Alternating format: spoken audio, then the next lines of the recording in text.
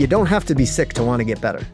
There's this mentality that, we have as like tough guy veterans that like the therapist is bad. You don't need a coach. You just need to grind it out. You just need to grit it out. That's not what transcendent leadership looks like. That's not what it looks like to take it to the next level. What got you here won't get you there. You need new thinking and doing to break through to the next level. Welcome to Veteran Led. Today's guest is Cal Riley, a leadership coach, entrepreneur, and combat veteran. Cal is the author of Entrepreneurial Compassion. Cal, welcome to the show. Thanks, John. Thanks for having me. I appreciate it. Well, thank you for everything that you do, not only for our veterans, but also for our business community. And I know that you are heavily involved in EOS, and you also have a company. So tell us everything that you're doing right now. So I am an EOS implementer. So EOS is the Entrepreneurial Operating System.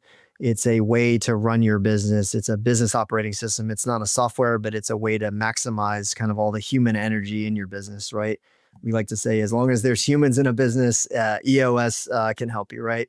So I'm an EOS implementer. I'm an entrepreneur. So I own a company, about 2-3 dozen people. Been running this company for about 10 years. And then I recently wrote a book, and I am here to share some of the things in that book, and to help add value to you and your listeners.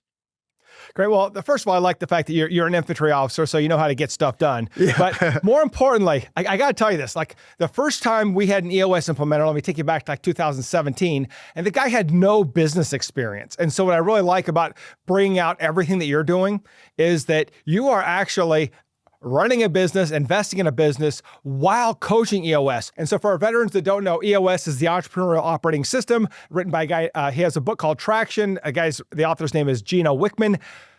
Great book for people wanting to get started. And one of the issues we deal with is veterans, we get their VA disability benefits, and they have the ability now to do more, and they want to get back involved in the community, build a business or a nonprofit, and they start to build it. And after 2-3 people on the team, they start to realize, oh my gosh, I'm wearing all the hats. And EOS really separates the visionary from the person who is actually running the organization. So please walk us through that. Yeah. So as the visionary, we have this kind of unquenchable drive for success and achievement, right?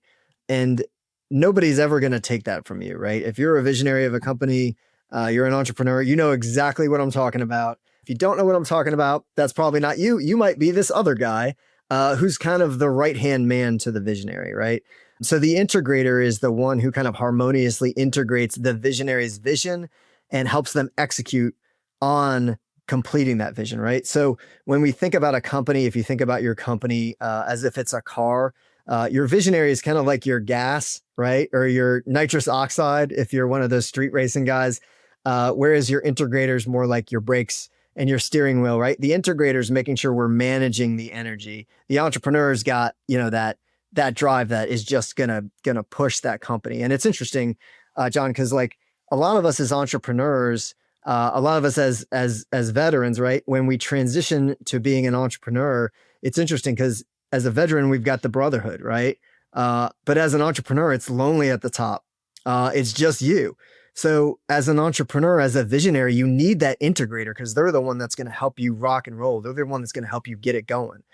And I was talking about this drive that we have. And when we think about that drive, this is one of the things that I kind of talk about in my book is, all entrepreneurs have this drive, right? Nobody can take it from you. They couldn't claw it out of your cold, dead hands, right? It's not going anywhere.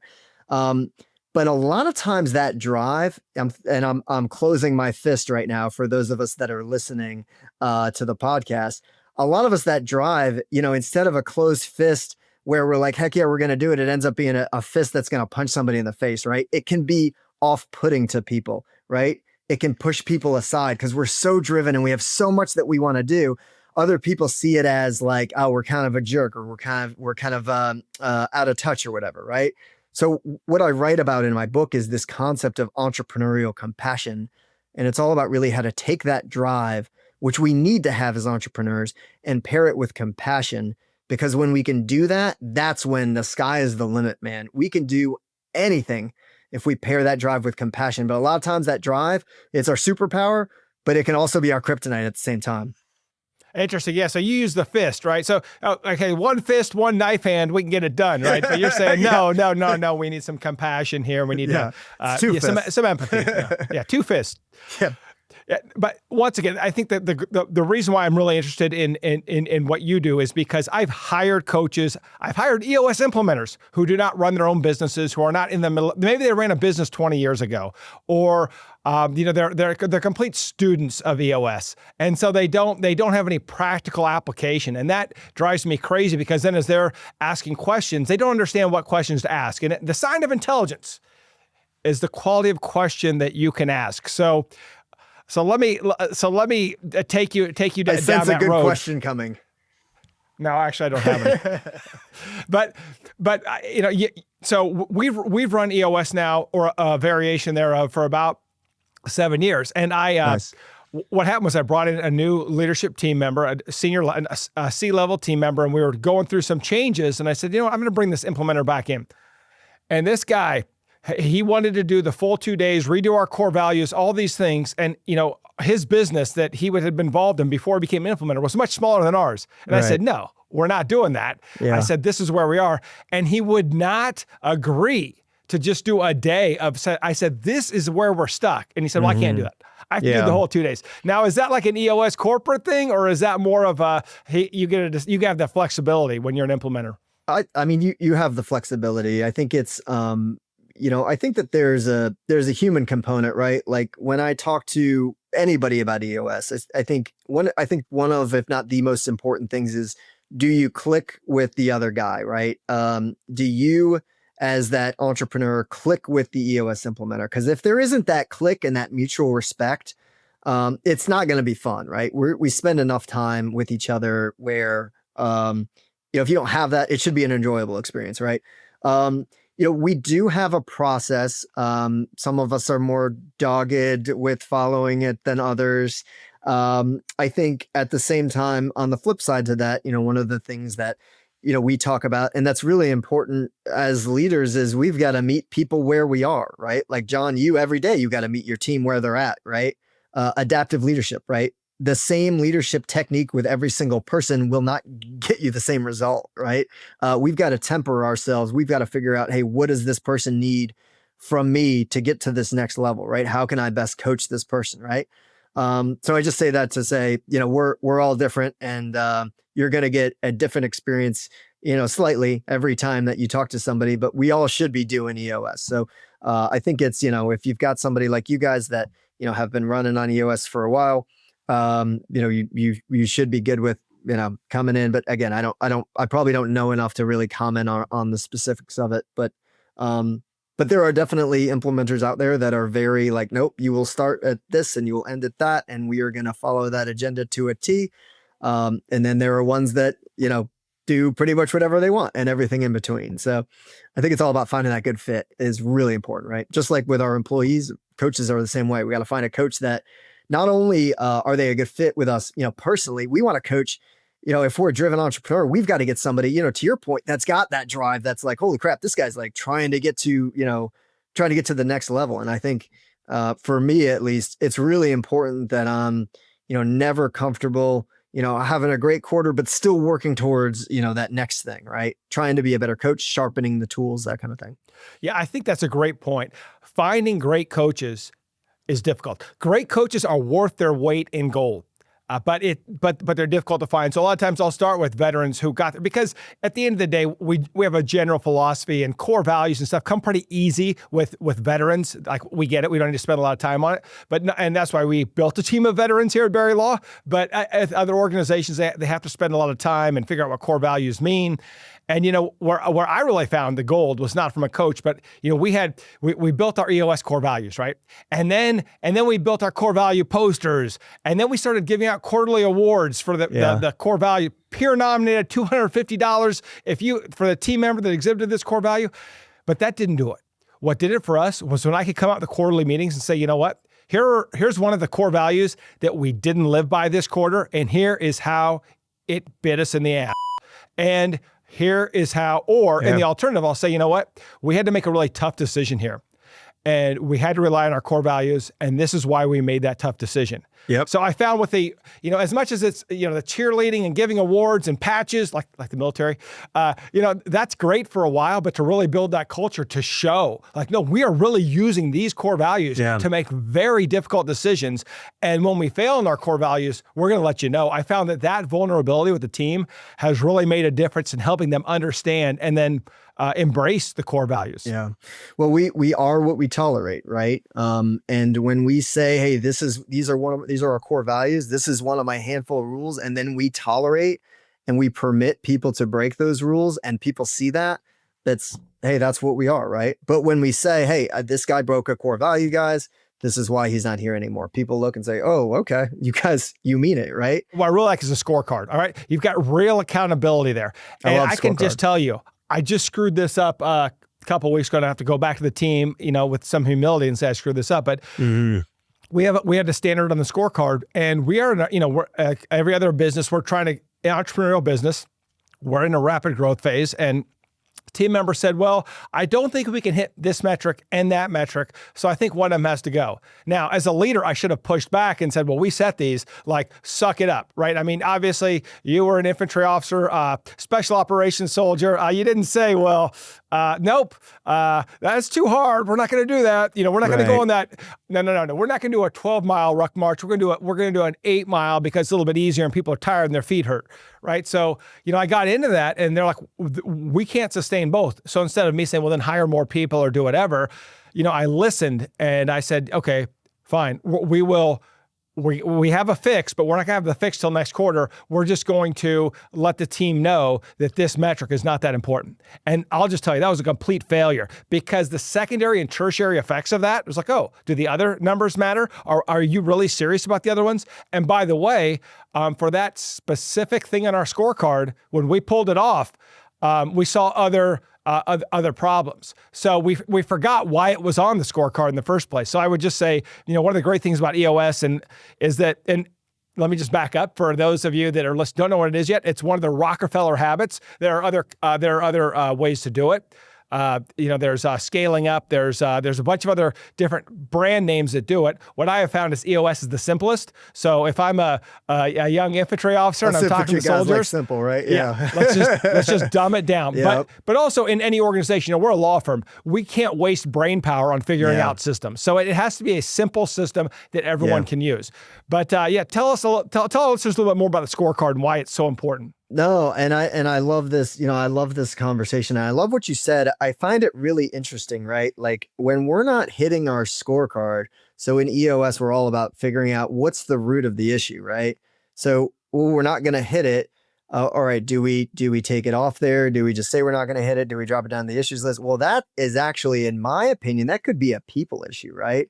Hey, somebody's not holding somebody accountable. It's a weekly number. We agreed on this. Why aren't we hitting it? Hey, we drop it down. You need to double up next week, right? And for a scorecard too, and I'm getting into EOS, and I'd love to talk more about the book, but I love talking about EOS anyway. But for a scorecard too, I think some of the most common, like, just so you know, most common mistakes that I see are people putting things on there that are not activity based and that are not leading indicating, right? So what that means, right? What's the difference between an activity-based measurable and a results-based measurable, right? The result obviously is the thing that you get by doing the activity, right?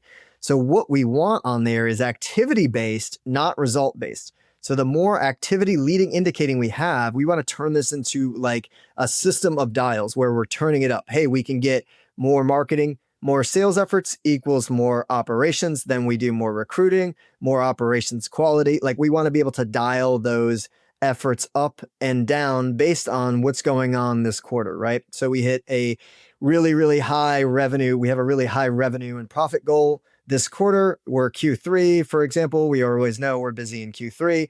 I'm going to jack up those sales and marketing metrics to ensure that we're getting those clients in the door, right? Or vice versa. Hey, we had a great last quarter. You know what? We're actually fully booked, or our whatever is fully utilized. I'm going to pull that back a little bit. I don't need to make as many prospect calls this quarter because we're in good shape. I need to focus on doing the work that I've already got. So that was the first thing that I thought was really interesting. I think you mentioned a couple of things too, John, that I think were really awesome. And I think the first thing that you said that was so powerful was letting the team know that you failed. That is so important for us to do as leaders because it humanizes us and it lets them know that we're not perfect. There's oftentimes pushback to that from clients where they think that we've got to show that the team that we're absolutely perfect. We never fail at anything. But the team doesn't resonate with us, right? They want to see us in there with them. Hey guys, we had a tough quarter. We set too many rocks. They weren't smart enough. We didn't get them all done. We're going to get after it again next quarter, but we learned to set smarter rocks, right? When we show them that we fail and we show them that we learn from it, we're leading by example. We're showing them it's okay to fail and it's okay to learn from it, right? But these leaders that are constantly showing that they're perfect are really doing themselves a disservice. They're showing their teams that it's not permittable to fail.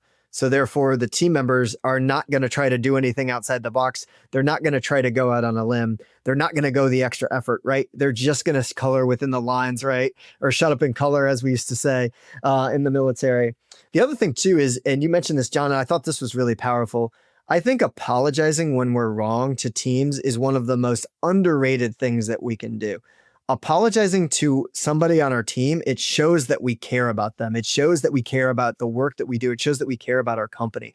Like I would say to the listener, if we mess something up as leaders and we apologize to the team, we are building our credibility with our teammates. We're making it so they're going to know that we really care about them and that we're really locked in with the way that they feel and what they're all about. Because at the end of the day, if they see us and they see this like kind of detached leader who doesn't give a shit, I don't know if I can swear on here or not, but I did. Yeah, so say whatever you want. You can edit it out. Yeah. Who doesn't really care, then it's not going to resonate, right? They're not going to follow you. But if they see that we care and they see that we're fully bought in, they see that we're fully connected with them, and we're doing things like calling it out. We're like, hey, I messed that up. Hey, we didn't hit that number. We're going to work on it. We missed that rock. Hey guys. Then that's really going to help inspire them to like really achieve your vision rather than just be like, quiet quit or like they're checked in, but not really. Right. Yeah. I mean, years ago, we actually had somebody send an email to their supervisor saying they were a proud member of the quiet quitting movement. Oh, geez. Obviously, they're no longer on the team. Right. But I mean, I would say that's probably not quiet quitting. You actually just quit. Yeah, well, but that's the great thing about EOS is, it shines a light. When you have metrics and you're tracking them and everybody has a weekly scorecard, you can really see who's performing and who's not. And it's just, at the end of the day, everybody wants high performers on their team, but the price of high performers is transparency. And, it's crazy. Here at Berry Law, we have leaderboards, 84-inch screens all over the non-client facing areas so everybody can see who is number one and who's not. And they flow from our EOS scorecards. And, that the top performers love to see their name on the top. And I've had some other, the lower performers and say, well, you're kind of shaming people into, performing. And I'm like, well, if I have to shame you into performing, this is the wrong organization. I mean, we represent America's heroes here. We represent veterans and they're relying on us. And so if you don't want to be a top performer to help our veterans, you can't be on this team. Yeah. I love that. Right? I'll tell the new kids on the team, I'll say, look, kids, but the new players, I'll tell them this, Cal, it's okay that you're not on the leaderboard, but that's okay with me, but that should not be okay with you. Right. You should want more. So sorry, I cut you off. Go ahead. No, I love that. Right. It's, there's this old EOS story of, about the scorecard, right? The scorecard shows you who are your puppies and who are your cockroaches, right? When you're in a dark room and you turn on a light, what does the puppy do? Runs to you, right? Wags its tail. Look at me. Look at me. When you turn on a light and there's cockroaches in the room, what do? Run away, right? So the scorecard is that light. We're turning the light on in the organization. We're showing, hey, this is who's doing the work, right? And we want more of those puppies, more of those people that love to do the work and love to get that acknowledgement of doing the work. And the people that, maybe don't want you to see them of like, oh no, you're shining the light on me. I don't like that. They tend not to work out well in EOS run organizations. But I think, something that's important too is like when we think about running a business, compassionately, right? Which is what, the work that I did with my book, which is all about, is that when we do it compassionately and we show our people that we really care, those results and those numbers come so much easier than if we're just cracking the whip constantly like, hey, beat the drum, hit the number, I don't care, right? it just resonates with them so much more. They're willing to do it, right? And not that that's the reason why we should be compassionate, right? We should do it just because it's the right thing to do. But it almost reminds me of the story. We were heading to my last deployment in Afghanistan, and this was right at the peak of the green on blue. And green on blue, I'm sure most of your listeners probably know what green on blue is. But back in the 2010s, I want to say, we had a pretty serious problem with the Afghan ANSF Afghan security forces getting infiltrated by the enemy. And what they would do is they would become co-opted by the enemy to kind of act on their behalf. And they would basically ambush us in areas that we were, feeling safe, right? Like in the chow hall on the fob, they would like throw a grenade in there, or they would, do terrible things, like assassination, like stuff, what our enemies were doing in kind of the rear, safe areas where we kind of had our guard down, right? So going into this last deployment was the peak of that. And I'm sitting there and I'm trying to think about, and we're trying to figure out, how do we tackle this green on blue problem, right? Because it's ever present. It's not going anywhere. We got to be ready for this thing, because this was the heat of this. This is the peak of this. Most likely combat engagement is going to be with a partner force, and we got to make sure that we're ready for that. So I came up with this battle drill where basically we would always be in 2-man teams, right? And we're literally and figuratively watching each other's backs, right? So one guy's in the chow hall, we're sitting facing each other so we can see each other 6 o'clock, right? If we're in the gym, we're whatever. If we go to a key leader engagement, anything that we do, obviously you're on a regular mission, you're on a raid, you're on something like that, you're pulling security all the time. But this was, kind of taking it to an extra level. So I come up with this battle drill, and we go to the range to kind of test this thing out. Like, all right, let's see how this is going to work. So we've got 2 guys, buddy man teams, right? One guy's engages the target, right? He's engaging the target. The other guy draws his weapon, but he's facing his 6 o'clock, right? So it was interesting because we had a bunch of these trainees there. They were doing some regular stuff like at the range, and they were looking at us, in our full beards and full kit with our plate carriers. And they were like, what the heck are these guys doing? Like throwing smoke, engaging one way, and then the other guy's facing like the wrong side of the range, which we all know, you in basic training, like, and even beyond that, like you never do that. Right. But here we are like doing that. Right. And it was funny because one of the instructors came up to us afterwards and he's like, I know exactly what you guys are doing. You guys are preparing for a green on blue engagement, right? Because we would engage the front target. The guy with the 6 o'clock, he'd raise his rifle ready because what they would do was they would engage you from one end, right? Everybody gets sucked in. We're facing that way. And then they'd hit you from behind with a machine gun or with grenades or whatever, right? So what we figured out is the guy facing the 6 o'clock, he's ready up, engaging. He's looking for targets. He's scanning. And then as soon as the other guy's almost dry in his magazine, the buddy does a 360. He does an about face, and then he starts engaging the target, right? So that way we're covering the 6 o'clock while we're not getting distracted. But the cool thing about this, John, and the thing that like kind of ties this back into this theory of compassion, is it was all about how I've got your back, you take my back, right? Like we're going to take care of each other. We're in this together. We're going to prepare before we need it, right? So it's kind of like us knowing that we've got each other's back and not having to think about it, right? And I think the same thing is kind of true in business, right? Like when the team knows that you've got their 6 o'clock and we're able to take good care of each other and we're watching out for each other, they're going to bend over backwards for us and they're going to crush it. And they're going to be happier and they're going to be more motivated about doing it, right? You're not going to have any quiet quitters in that environment. And they're going to tell all their friends. So the thing that this does when we think about compassion in the business and when we think about entrepreneurial compassion is it's not only is it good for the entrepreneur, right? Because it's healthier for us. We have healthier outcomes. Entrepreneurs are at a high risk of suicides, right? We got veteran entrepreneurs on this call. Those are 2 of the highest risk groups. We got it, guys. We got to take care of ourselves.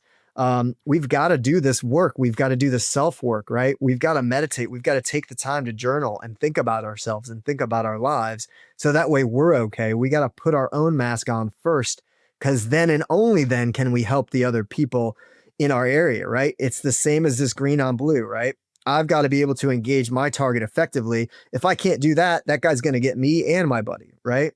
So it's kind of like just taking it all back together here of like this concept of how, as veterans, we know to look out for each other, but we've got to start for ourselves. And it's all about compassion, right? If I take care of them, they're going to take care of me. It's the same as any deployment, any of us have ever been on. Yeah, absolutely. Take care of your team. And a lot of times, that means making the hard decisions for your mission and for your A players. Remember the saying, mission first, people always.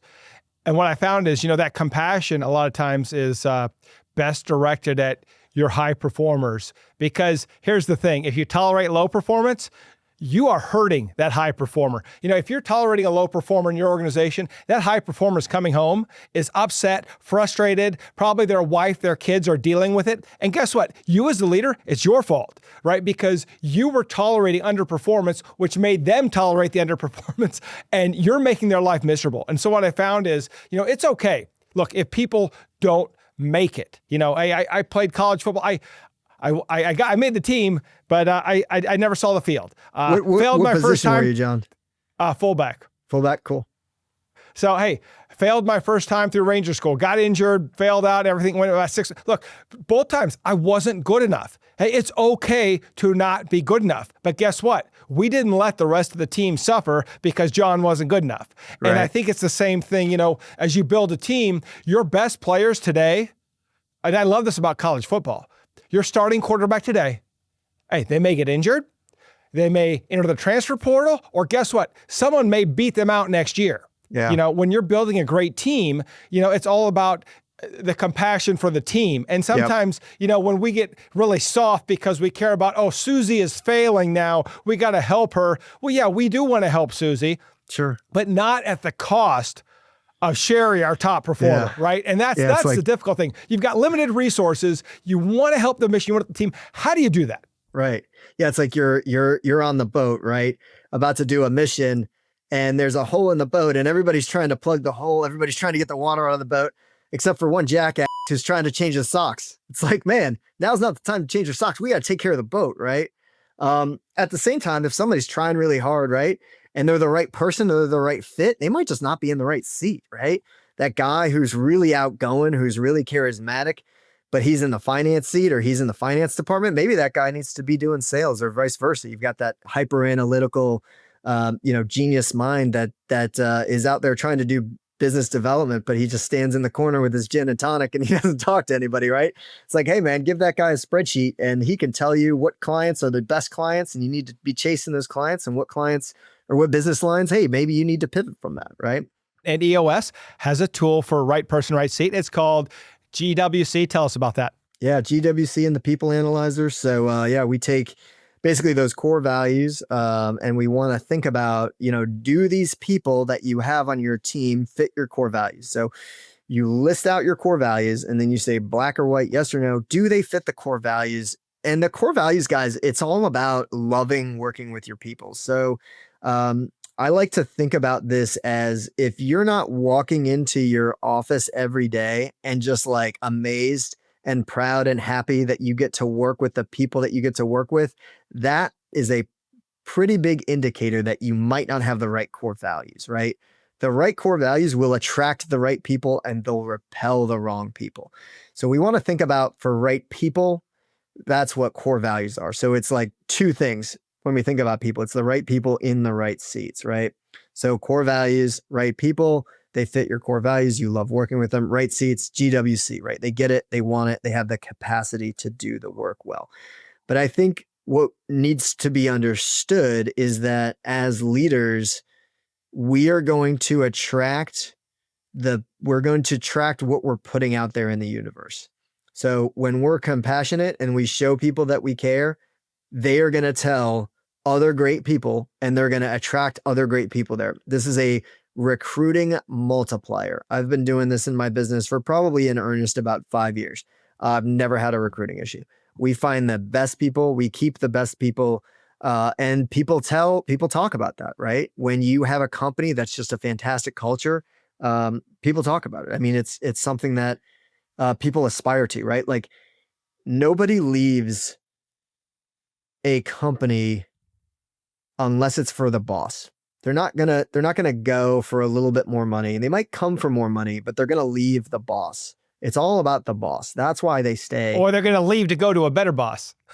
That's what I mean. They'll stay if you're awesome. If you're an awesome boss, they won't leave. I don't know about you. I've had some bad supervisors in my career. I've had some fantastic ones. But I would never take a job where and not that I'm employable now anyway, as an entrepreneur. Nobody would ever hire me because I don't like show up on time and that kind of thing. But I would never take a job with a terrible boss, right? Who would do that? So if we think about that, how much would you be willing to take a job, and how much would you seek out a job where you have a fantastic boss who's super compassionate? That's just how our people think, right? And I think something when we think about this, and I read about this in the book a little bit, is, all of this stuff, it's got to start with ourselves, right? It's got to start with the way that we think about ourselves, right? You ever go see a doctor and the doctor's like, pretty unhealthy looking, and like he's going to give you health advice, and it's like, but I don't know, man. You don't seem like you know what you're talking about, right? I think it's very similar with our teams, right? Our teams can tell when we're super hard on ourselves, right? They hear that, kind of negative self-talk, right? Even if we're doing it, maybe we think on our own when we're not doing it in front of them, they can hear and they can sense that from us, right? So if we're going to talk to ourselves negatively, right? Callan, you burned the steak, you idiot. Like how could you do that? You've made steak 1,000 times. You did this wrong. You messed up that, phone call, you messed up that podcast, whatever. Like, how could you do that? Right. But when we think about ourselves like that, we wear that on our shoulders, and our teams can see that and they can sense that. And when we do that, what they see is if that dude is talking to himself that way, there's no way that he's going to be talking about me or thinking about me in an even higher capacity. Right. So we're setting the standard with ourselves. So that would be one of my things to think about as the audience is, we're these tough former military people. A lot of us been to combat, done all kinds of crazy stuff. But this kind of softer side of things, this like, hey, being okay with like going to see a therapist, right? Having a coach, right? If you don't have to be sick to want to get better. There's this mentality that, we have as like tough guy veterans that like, oh, the therapist is bad. The coach is, you don't need a coach. You just need to grind it out. You just need to grit it out. That's not what transcendent leadership looks like. That's not what it looks like to take it to the next level. What got you here won't get you there. You need new thinking and doing to break through to the next level. And I would say, and I would argue that, as veterans, we're already operating at a high level. So oftentimes it's even harder for us to see that, right? It's like, well, how can I even get to this higher level? I wake up at 4 a.m., I run 5 miles, I do whatever, right? I've got, however many companies, super successful, right? But there's always another level to get to, right? Yeah. And I think as a leader, sometimes, that level, it looks different because you have to work hard and grind. But look, grinding only creates dust. After a while, I love that. You can grind and you think you're building more capacity, you're building more strength. But I think it was Tim Grover, Michael Jordan's trainer, who said, you don't have to grind. Grinding builds dust. But what I found is as you grow and build that team, sometimes it's more about you just building the platform for your senior leaders to succeed. In other words, the more specific you get in your vision, which is great, but you don't want to get so specific in the day-to-day because that affects their jobs. And we've all worked for micromanagers. And I think the best leaders I had in the military were the ones like, okay, you understand your mission? Go do it. And I'll check in to see what you need, but I'm not gonna micromanage it. I think that's the great leadership we learned to avoid in the military. Was it the best commander is lazy and smart. The worst commander is dumb and ambitious. Because that dumb guy will keep you busy with all kinds of crazy stuff, right? Yep. No, well put. Yep. You'll be highly efficient doing things you don't need to do. Yeah, totally. Well, that takes us to the after action review. Cal, I'd love to hear your examples of great leadership and terrible leadership. Now, Yeah. you can talk about things in the military business. You don't have to name names, but let's start with the great. Great leadership, man. I had a commander when I was in the military, and he was the type of dude that every single unit that he had, his guys would do anything for him. Anything. His name was Mark Leslie. Fantastic guy. I still keep in touch with him today. And you know what made him great? It was two things. It was number one, he cared deeply, right? Obviously, that I'm all about that. I wrote the book Compassionate. I'm all about being a compassionate leader. Cared deeply. Cared deeply. I have met very few leaders that cared as much as him. But the other one is that he was hilarious. I think that there's something to be said for when we're in it and it really sucks to have a leader who's got a sense of humor. Guys, when we can have that sense of humor and we can joke around about it with our team, like we'll have things happen here in one of my companies and I'll say to the team, like, hey guys, it's okay. Nobody's going to die. We're not getting shot at. Like, it's all right. We'll figure it out. Having that sense of humor is really important, or at least just trying to. It just shows that we're human. So that's my example of great leadership. My example of terrible leadership, I'm going to go ahead and pick on myself for this one. I was a pretty arrogant second lieutenant, and with hindsight, with 20 more years of leadership experience under my belt, and it took quite a while for me to really see this. But man, we had a mission, and I planned this mission, John, to it was the perfect mission. I was like, my God, this mission is like, it's going to be the best mission anyone's ever done. And as soon as our helicopters, as soon as our rotary wing aircraft were wheels down, the mission just went complete to you know what. It was from the moment we hit the ground, the Chinook, the ramp goes down. Like, follow me, charging out of there into a huge ravine. 30 dudes right on top of me, dead of night nods, right? I'm like, no, I'm going to be really cool because I'm not going to use my flashlight because I want to make sure I'm keeping noise and light discipline, right? But yeah, like a cherry second lieutenant, right? Jumped off. Luckily, nobody got seriously injured on that. And that's just one of terrible things that I did. And but the really bad thing that I did as a leader was no surprise. I was not incredibly compassionate with my guys. I didn't take the time to learn about them, to learn about where they're at, where do they want to go, who are they, to show them that I really cared. And that would have made such a difference. And frankly, that's the reason why I wrote this book, because my brother, he died by suicide, and this book is in honor of him. And I think that if he had more of that compassion, more of that type of leadership, maybe he would be here today. But I know for a fact that if we have more of this in the world, that it'll make the world a better place. That's why my mission with this book, John, I want to create 1 million compassionate leaders that will prevent 100,000 suicides. And the way that I want to do that is I want to spread the word about compassionate leadership. And there's 3 things that I'm going to call the audience to do. The first one is, please pick up my book. It's on Amazon. It's called Entrepreneurial Compassion. All profits from the book go to Stop Soldier Suicide. So this is all about just putting something good out there. Read the book. If it resonates with you, let me know. Put a review on it. Tell other people about it. That's the first thing. The second thing that you can do is, if you're curious about this, after you read that book, I've got a survey on my website. It's on calriley.com, CALRILEY.com. That's CALRILEY.com. There's a free survey that you can take. Take a look at it. See how you're doing at this. Check in with yourself. See where you could improve. The results are for you. I'm not trying to keep your names or anything like that. The last thing that I offer and that I would request is to go on my website. I gave the website, take the pledge to be a compassionate leader, because we can create 1 million compassionate leaders together and we can prevent 100,000 suicides. But I can't do it alone. I need you and I want you.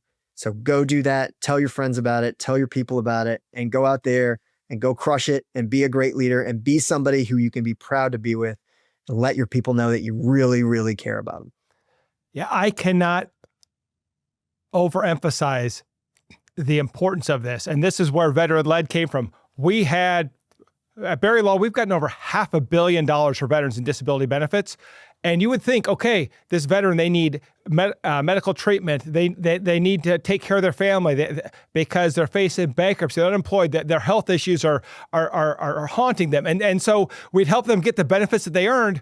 And then it didn't stop the suicide. It didn't stop the hurting. And so what we found is most veterans need a mission and a team, just like we had. But, you're out there doing great things in the military and you get out and all of a sudden, your network, half your network disappears overnight. You don't have the team and you don't have the mission. And so at Veteran Led, we're looking, to help those veterans who they've got their benefits, they're at that place of stability, financial stability, but they need to be a part of a mission in order for life to have meaning. And so they're looking for that greater thing. And so that's the last thing I wanted to talk with you about. We know all about your book and your mission, but there are also a lot of veterans out there who have started companies, businesses, are working in nonprofits, and they need help. So where can they learn more about hiring you, Cal, as an implementer, or at least reaching out to you to find out whether EOS is right for them? Yeah, absolutely. On my website, calriley.com. I'm on LinkedIn. I'm on Facebook. I'm on all the social medias and stuff. So yeah, feel free to reach out to me and I'm here to help. I might not be the right fit for you as a coach, but I know I can help you find somebody that is a good fit for you. EOS is one of those things, John. I'm one of those guys. I drank so much of this Kool-Aid. Now I'm making it. It works. It works. And the only time it doesn't work perfectly is when we don't do it right. Get an implementer. There's so many good ones out there. They can really help guide you. I'm happy to hop on a call and talk with anybody more about that if you're a business owner. But for me, if you want to work with me, I only work with compassionate leaders. So if you're not a compassionate leader, if you read my book and you're like, hey, this is gobbledygook, I'm not into it, then you're probably not a good fit for me. But I can help you find somebody that is a good fit. Outstanding. Thank you, Cal, for all you do for our veterans and our leaders. Thank you. Appreciate it.